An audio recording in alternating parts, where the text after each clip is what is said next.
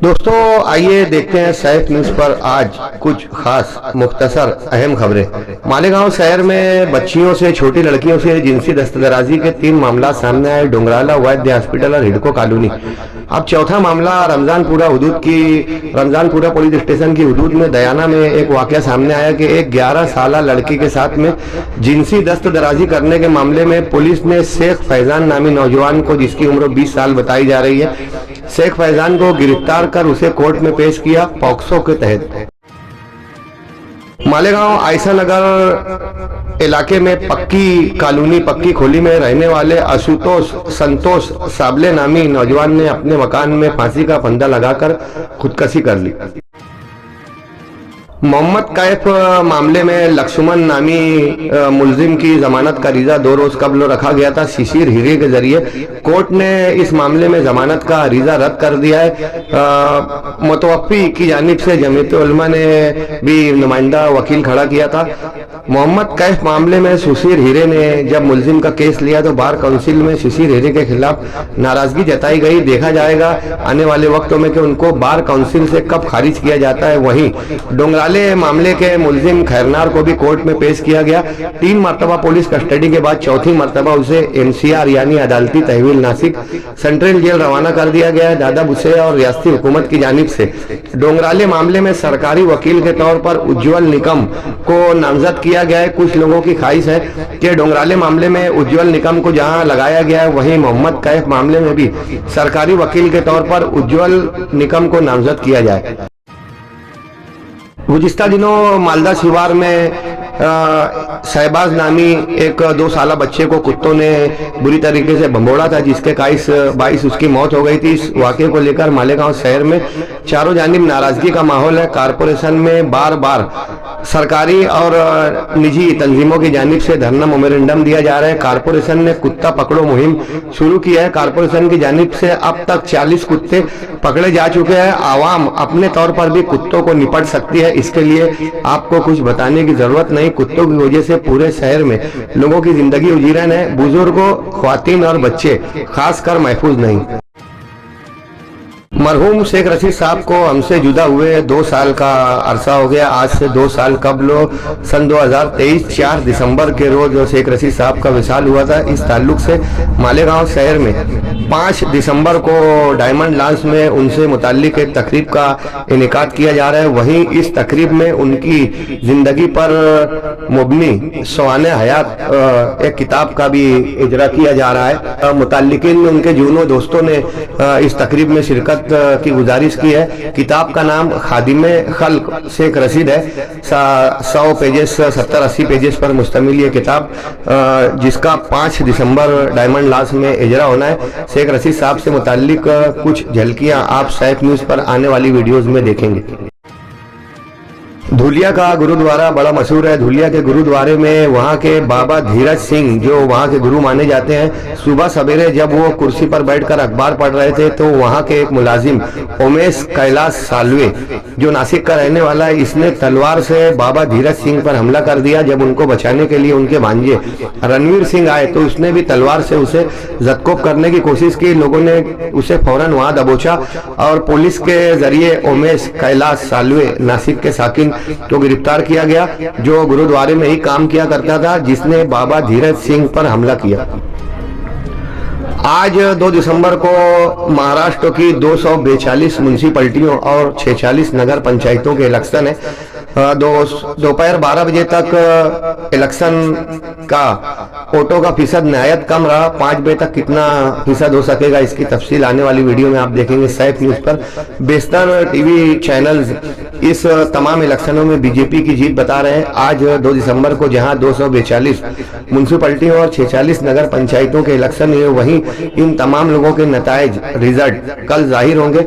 कल सारा दिन सियासी खबरें ही मालेगांव शहर समेत महाराष्ट्र में चर्चा का बाइस होंगी। हांगकांग में एक रिहायशी कॉम्प्लेक्स में आग लग जाने के बाइस 150 अफराद हलाक हुए हैं। रेसिडेंशियल जोन था। यहाँ 40 घंटे तक यहाँ हक्काम ने कार्रवाई की। इसके बाद में आग में काबू पाया गया। अरबों डॉलर का नुकसान बताया जा रहा है, जबकि 150 हलाक हुए हैं और 300 से ज्यादा अफराद झुलस कर जख्मी हुए। धुलिया जिला के शहर सिरपुर में पुलिस के जरिए ड्रोन कैमरों के जरिए गांजे की खेती की तफ्तीश की जा रही थी। इस बाबत पुलिस अमले ने 250 किलो गांजा की खेती, जिसकी मालियत 1 करोड़ रुपए बताई जा रही है, इसे तहस नहस किया और 7 लोगों को इस बाबत गिरफ्तार किया है। सिरपुर के अतराफ में गांजे की बढ़ती तस्करी को लेकर महाराष्ट्र हुकूमत कदगन लगाने की कोशिश कर रही है। आपसे पहले बेशुमार नक्सलाइट मारे गए, सैकड़ों ने आत्मसमर्पण खुद सुपुर्दगी कर दी थी।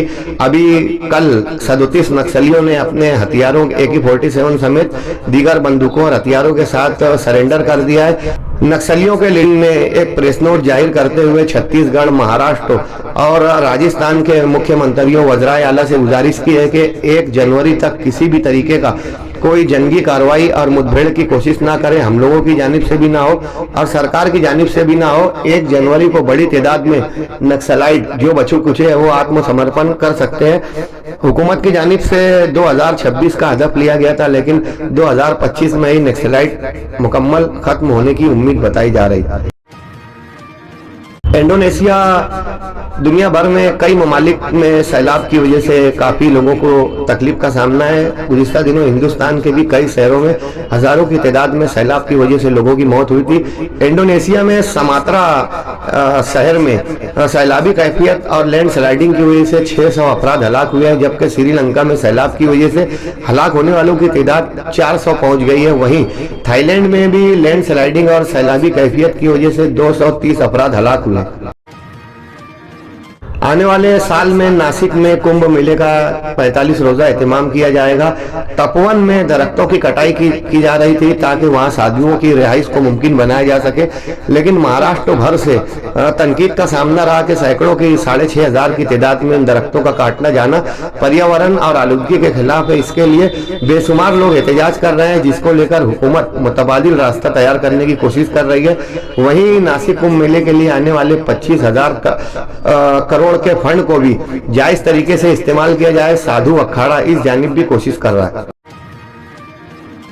किरेट सुमैया की जानिब से अक्कल कुआं का दौरा किरेट सुमैया ने किया था और मौलाना वस्तानवी साहब के तमाम मदरसों की जांच का उन्होंने हुक्म दिया था, जिसको लेकर ईडी मुतारिक हो गई है। अक्कल कुआं में ईडी की इंक्वायरी जारी है। ईडी के छापे के बाद में यहाँ अक्कल कुएं के मदरसों में ये चेक किया जा रहा है कि बैरून ममालिक से जो चंदा आता है उसकी तफसील की जा रही है। वहीं महाराष्ट्र में 20 से ज्यादा मुकामात पर भी ईडी के छापे पड़े।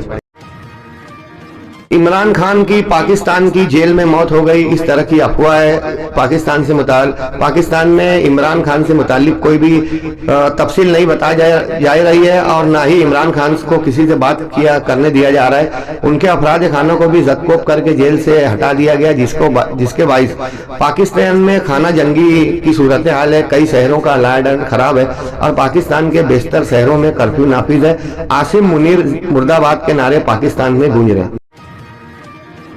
सऊदी हुकूमत ने बड़ी तादाद में लोग उम्रा के लिए दिन ब दिन पहुंच रहे हैं।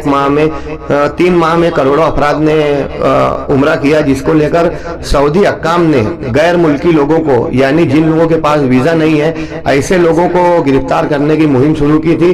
10 दिन के अंदर 21,000 गैर मुल्की लोगों को जो बिना वीजे के सऊदी में रहे थे, इनको गिरफ्तार कर उनके ममालिक में भेजने का प्रयास जारी। कारपोरेशन इलेक्शन में शिंदे और बीजेपी गुट में आनाकानी जारी है। शिंदे सेना के बेशतर लीडरान के मुकामात पर ईडी के जरिए छापा मार कार्रवाई जारी है, जिसको लेकर शिंदे सेना बीजेपी से नाराज है। आने वाले कारपोरेशन इलेक्शन में दोनों में इत्तेहाद हो सकेगा नहीं, ये देखने वाली बात है। मगर शिंदे हुकूमत की जानिब से मुसलसल बीजेपी पर तनकीद किए जाने के बाद बीजेपी ने कहा है कि अगर बीजेपी चाहे तो महाराष्ट्र में कांग्रेस की तरह शिंदे सेना का भी खात्मा कर सकती। मुल्कों की बेशतर रियासतों में SIR की वजह से बेचैनी का माहौल है। अपोजिशन बार बार तनकीद कर रही है। वहीं 60 से ज्यादा लोगों ने SIR की वजह से खुदकशी कर ली है, जिनमें बेशतर BLO शामिल है। आने वाले दिनों में SIR की दस्तक महाराष्ट्र में भी हो सकती है। महाराष्ट्र में मजीद मुसीबत SIR की वजह से बढ़ सकती है।